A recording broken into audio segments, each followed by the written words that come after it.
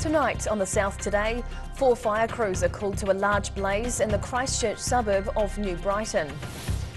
Australian mining company Santana looks for gold in central Otago with several drilling sites in Bendigo.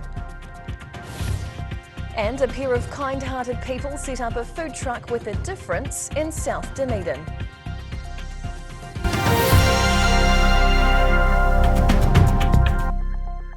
Kia ora, good evening, I'm Hannah Wilkins. Fire and Emergency New Zealand crews battled a large house fire in East Christchurch this afternoon. Firefighters were called to the property on Mount Batten Street in New Brighton shortly after 2 p.m. The fire was well involved when crews first arrived. 4 fire appliances were called to the scene with smoke from the house fire visible from across the city.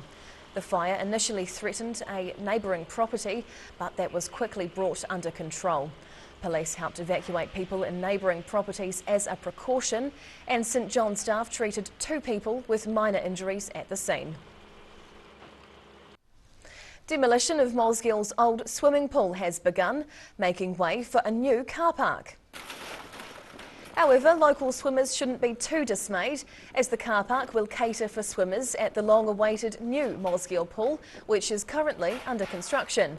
The new complex will contain 5 pools, including a spa pool and hydrotherapy equipment. Moleskill's old pool was opened in 1937 and was originally called the Taieri Baths. Demolition work is expected to continue until the end of the week, with salvageable material such as steel and concrete being recycled. The new pool is scheduled to open mid-next year. The central Otago area of Bendigo was named by Victorian-era miners who moved from Australia to test their fortunes in a new land and discovered what became New Zealand's richest goldfield. But now, after more than 100 years, Australian exploration company Santana Minerals believes there's still gold in them there hills. Bendigo Gully was a bustling hive activity in central Otago's gold mining era, with hundreds of people living, working and partying in the area between 1862, when gold was first discovered there, and the late 1800s. But following the gold mining boom, the town's population had dropped to around 140 residents by 1881. In 2008, the area became an official Department of Conservation reserve. But in the last 2 decades, there's been renewed interest in a 21st century gold rush, with Australian company Santana Minerals among those setting up drilling sites in Otago. So when we drill according to the inclination we choose, what direction and with the depth of our drill hole. But when we drill, these come out in little core boxes. In contrast to the New Zealand settlement, Bendigo, Australia grew into a city with significant finance, health, tourism and primary industries. The Aussie drilling and exploration company began operating in central Otago from a leased piece of land on Bendigo Station.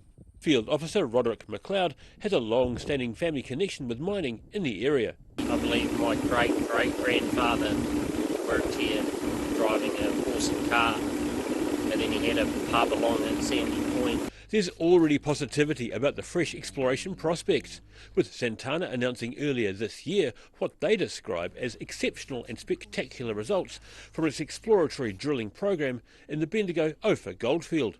The central Otago sites are starting to glow with gold again, currently employing around 30 people in the mining industry. At Bendigo, the South Today. The government has repealed the 3 strikes law, which automatically handed maximum sentences to criminals who commit 3 serious crimes. Labour, the Greens and the Māori Party voted in favour of the repeal, while National and ACT were opposed. The 3 strikes legislation was originally introduced by the ACT Party, which says the decision will mean the worst criminals will serve less time in prison. But Justice Minister Kitty Allen is confident serious and repeat offenders would still be held to account. She says judges will be able to respond to repeat offending on a case-by-case basis. The average 3 strikes offender has 75 convictions.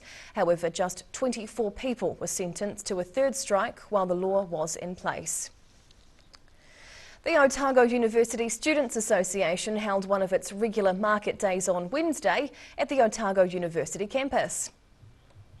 Winter sun streamed into the link at Otago as stallholders offered many items, from hair care products to polished stones and crystals. Clothing was also popular, with a few stalls offering different styles. Perhaps the -2 degree start to the day inspired sales of these colourful, cosy hats. Run by the OUSA in association with student station Radio 1, the market day is usually held once each semester.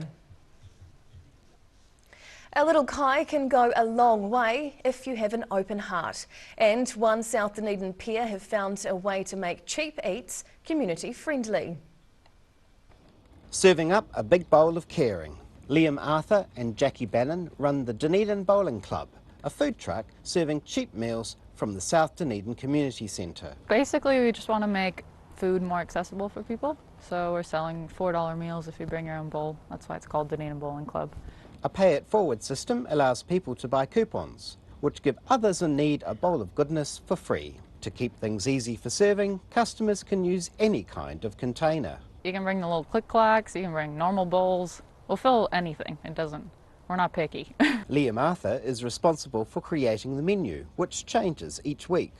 For example, with our meal today, we've got like this sort of lemongrass, coconut roasted potatoes with a nice veggie stew and some like smoky corn and like a flatbread. So it's like, there's a lot of stuff for $4. The Dunedin Bowling Club runs out of the South Dunedin Community Centre every Monday and Friday between 3:30 p.m. and 8 p.m, offering comfort food for the community.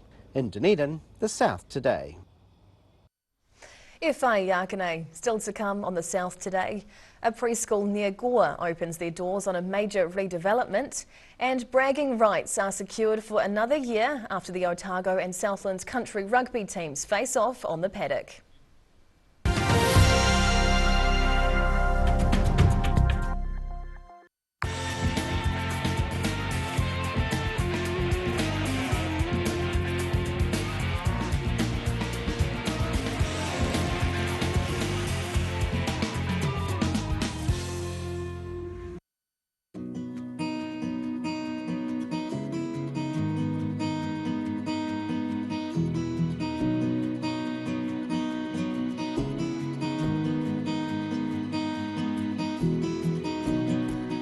Strike gold at John's. John's taken 25 to 75% off everything store-wide. Plus pay it off over 18 months interest-free. And my mate John.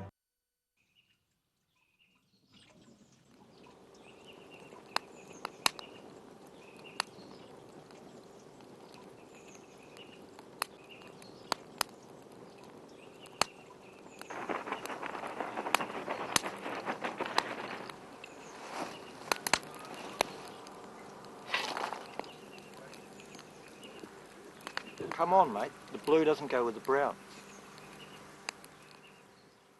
A poorly maintained heat pump can lose up to 35% of its output. The Mr. Heat Pump Cleaner team are experts. Their specially developed chemical wash is totally biodegradable. Call Mr. Heat Pump Cleaner and get the job done by the professionals. If you're at risk of developing melanoma skin cancer, you owe it to yourself to have a mole map. Mole Map is coming to your area. Phone today to make an appointment. It could save your life.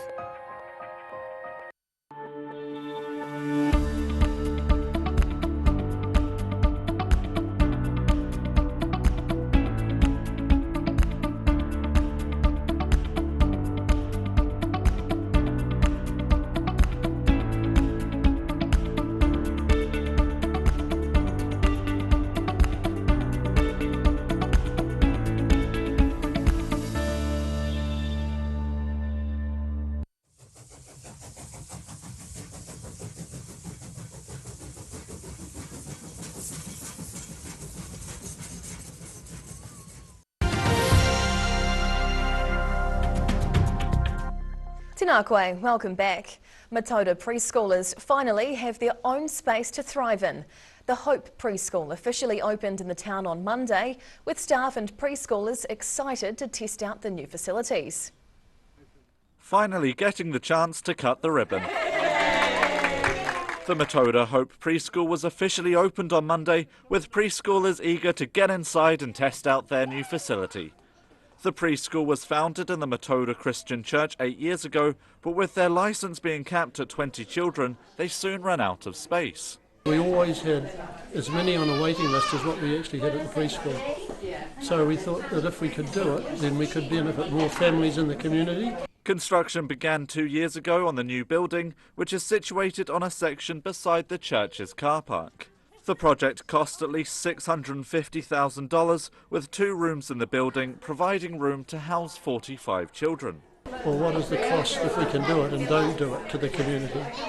So we found ways to work through and to bring this about. 11-year-old Heidi Lucassen used to attend the old preschool and was impressed by the new facilities. It's a huge improvement from the old one, and I think that it's really big. The building was jointly funded by the Ministry of Education and Community Trust South. In Matoda, the South Today. 2 country teams, one made up of players from across Southland and the other of players from Otago, faced off in Gore on Saturday. While Southland dominated much of the match and were ahead by as much as 8 points, things quickly changed in the last part of the game.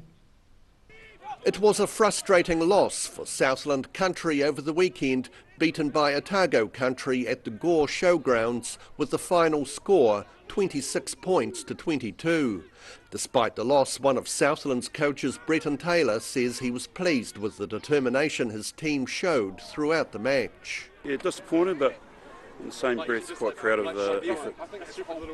While Southland Country dominated much of the game, they struggled to get ahead on the scoreboard, with both teams neck and neck at half-time at 14 points. Things continued to go in Southland's favour for much of the second half as well, with the team up 8 points with only 15 minutes to go.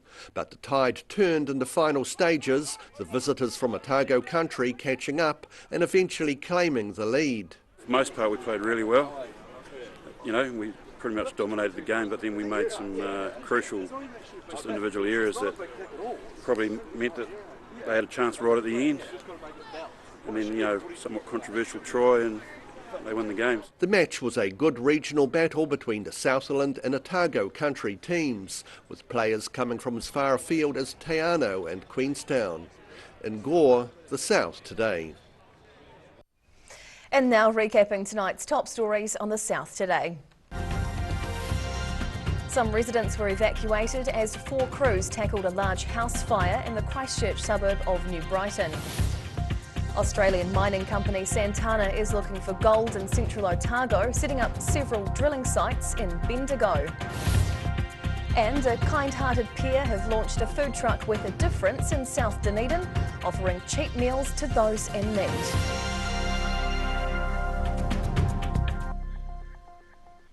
And now a look at what's happening in tomorrow's ODT, and we welcome the editor, Barry Stewart. Kia ora, Barry. Hello, Hannah. What can we expect in tomorrow's paper? Well, the big story the last couple of days has been National MP Sam Uffindale. Well, his behaviour has been put under the spotlight. Well, we have some more information about some of his antics whilst at the University of Otago in Dunedin. So more on that in the paper tomorrow. All right. And a call to action, Southerners are being urged to stand for their local community board or risk losing them. And of course that follows council nominations, which are down throughout the South. Very slow going, isn't it? Absolutely. So several wards across the South remained unfilled. So, of course, the cut-off is midday Friday. So, yes, if it doesn't happen soon, it won't happen. So we'll follow that closely, obviously. Yeah. And, of course, you can get your ODT on Saturday, which will have all the nominations, so you can start making your selections. So, brilliant. Yeah, all that. And just a quick little rugby story. Strathtyre Rugby Club, who have made the club rugby finals, Premier, I think. Premier. It will be this weekend, yeah. Right, so they're pretty upset at City Folk, who have determined that the final will be played at a neutral venue. So they won the round, qualified first, so they should have home final, but not in this case. It's a neutral venue, so they're pretty upset about that. Okay, well, we look forward to reading all of that, and particularly the weekend paper too. Barry, thank you. Thank you. And time now for a look at the weather. The South Today weather, proudly brought to you by MoleMap, the skin cancer detection specialists. Looking at the situation, expect heavy frosts inland through to the weekend. Coastal cloud tomorrow, clearing and sunny yet frosty weather from Friday onwards. Heading to the top of the South Island, easterlies are on the way tomorrow for Nelson and Greymouth, along with a high of 13, while Christchurch can expect southerlies and showers with 7 degrees. Travelling to South Canterbury and North Otago, cool southerlies and showers up top, but easing as we head further south. Ashburton and Timaru head for highs of 7 tomorrow, with the Wāmaru just sneaking up behind with 6. Westwards now to the Central Lakes. Light easterlies and blue skies make for another fine but chilly day around these parts tomorrow. Wanaka's looking for 4, Inipi 2 degrees over in Queenstown, and Alex jumps ahead ever so slightly with a top temperature of 5 degrees rather. Heading further south, more wintry weather as the easterlies move through here. Balclutha and Gore are aiming for 6, while the Catlins gets up to 5 with clear bluebird skies. And down to Invercargill. The showers are clearing with southerlies tonight with a low of 2 degrees. Tomorrow looks clear and sunny, but those looks are deceiving as it'll be a chilly day with those southerlies down to -5 with a high of 6. Frosty start on Friday again before a crisp day with a high of 8 degrees. And lastly, heading to Dunedin. Sleety showers with cold southwesterlies tonight in the deep south with a low of 3 degrees. Cloudy and cold tomorrow with southerlies down to -3 and up to 7. And Friday brings more cool temperatures and a particularly heavy frost at both ends of the day, dropping to -5 after a 9-degree day. And that's the news this Wednesday. For the latest news and videos from the southern region, head online to odt.co.nz. And you can follow Channel 39 on YouTube to catch our news bulletins on demand. We'll see you again tomorrow. Ka kite a popo.